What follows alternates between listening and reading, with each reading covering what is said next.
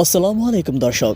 গাজীপুরের রাজনৈতিক অঙ্গনে পরিচিত একটি মুখ বাংলাদেশ জাতীয়তাবাদী দল বিএনপির সাবেক নেতা আব্দুর রহমান আরশাদ। আজ আমরা তার সম্পর্কে কিছু তথ্য জানব। যদিও তার সম্পর্কে খুব বিস্তারিত তথ্য অনলাইনে পাওয়া যায় না, তবে যতটুকু আছে তা নিয়ে সাজানো হয়েছে আমাদের আজকের এই পর্ব। আব্দুর রহমান আরশাদ, যিনি গাজীপুর কাশিমপুরের রাজনীতিতে সক্রিয় ছিলেন। তিনি একসময় গাজীপুর মহানগর ছাত্রদলের সহসভাপতি হিসেবে দায়িত্ব পালন করেছেন।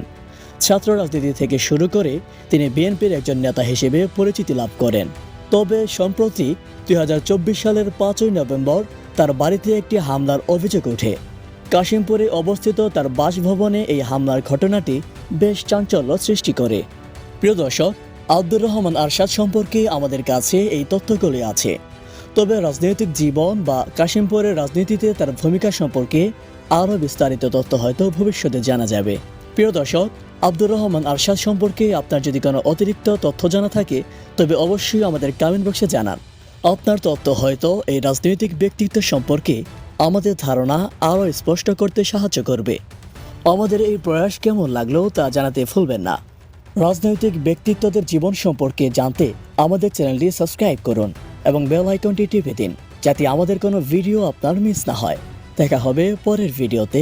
ধন্যবাদ। হ্যালো ভিউয়ার্স, আশা করি আজকের এই ভিডিওটি আপনাদের কাছে ভালো লেগেছে।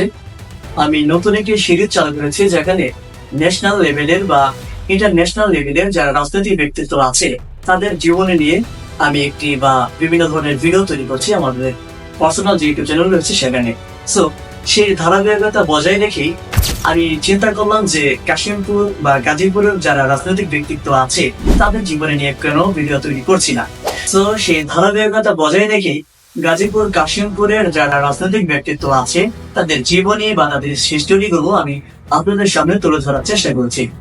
যদি আপনার পছন্দের কোনো রাজনৈতিক ব্যক্তিত্ব থাকে তাহলে আমাদের কমেন্ট সেকশনে সেটা কমেন্ট করে জানাতে পারেন, এবং অবশ্যই আপনারা তাদের সম্পর্কে যদি আপনাদের কাছে কোনো তথ্য থাকে বা ইনফরমেশন থাকে সেগুলো আমাদের কমেন্ট সেকশনে বা আমার ইনবক্সে জানতে পারেন। আমি চেষ্টা করব আমার সময় হলে আমি সময় মতো সেই বিষয়গুলো নিয়ে অবশ্যই ভিডিও তৈরি করার। কারণ আমার পার্সোনাল অনেক কাজ থাকে, কারণ আমি কিন্তু পার্সোনাল ভাবে আমি আমাদের বিভিন্ন কন্টেন্ট নিয়ে কাজ করছি। সো সেই ধারাবাহিকতা বজায় রেখেই অনেক সময় কাজগুলো করা হয়ে ওঠে না। সো আমার সময় মতো করে আমি আপনাদের কথাগুলো তুলে ধরবো আমাদের ভিডিওর মাধ্যমে।